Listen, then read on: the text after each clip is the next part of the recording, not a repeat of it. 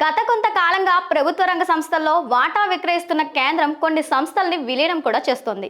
ప్రధాని నరేంద్ర మోదీ నేతృత్వంలోని కేంద్ర ప్రభుత్వం కొంతకాలంగా పలు ప్రభుత్వ సంస్థల్లో సంస్కరణలు, పునర్నిర్మాణం చేస్తున్న సంగతి తెలిసిందే.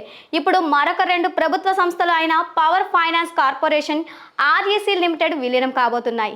దీనికి ఇప్పుడు కేంద్రం రెండు కమిటీలను నియమించింది. ఇవి విలీన ప్రక్రియను పర్యవేక్షించనున్నాయి.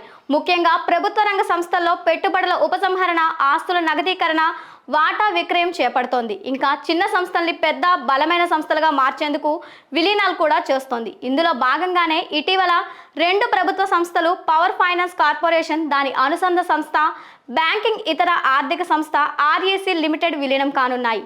ఇప్పటికే ఈ విలీన ప్రతిపాదనకు పిఎఫ్సి బోర్డు సూత్రప్రాయ అనుమతులను ఇచ్చింది. ఇప్పుడు దీనిని పర్యవేక్షించడంలో భాగంగా కేంద్ర విద్యుత్ మంత్రిత్వ శాఖ రెండు ప్యానెల్స్ ను ఏర్పాటు చేసింది. ఒక కమిటీ విలీనం విధి విధానాన్ని అధ్యయనం చేయగా, మరొక కమిటీ రెండు ఆర్థిక సంస్థల పునర్నిర్మాణ ప్రక్రియను పరిశీలిస్తుంది. ఇందులో ఒకటి హై లెవెల్ కమిటీ, మరొకటి వర్కింగ్ గ్రూప్. ఈ కమిటీలు ఉద్యోగుల సర్దుబాటు, ఇతర సాంకేతిక అంశాలను కూడా పరిశీలించనున్నాయి.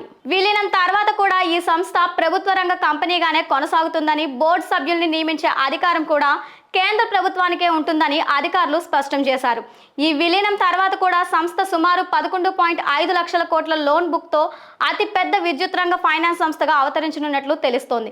ఇటీవల 2026-27 ఆర్థిక సంవత్సరం ఫిబ్రవరి 1వ తేదీన కేంద్ర ఆర్థిక మంత్రి నిర్మలా సీతారామన్ ఈపీఎఫ్సి ఆర్ఈసీ విలీనాన్ని ప్రతిపాదించారు. రోజుల వ్యవధిలోనే పిఎఫ్సి బోర్డు నుంచి అనుమతులు లభించాయి. గతంలో 2019 మార్చిలో ఆర్ఈసీలోని సుమారు 52% పైగా వాటాను 14,500 కోట్లకు పిఎఫ్సి కొనుగోలు చేసింది. అప్పటి నుంచి పిఎఫ్సికి అనుసంధానంగానే ఈ సంస్థ ఆర్ఈసీ కార్యకలాపాలను కొనసాగిస్తుంది.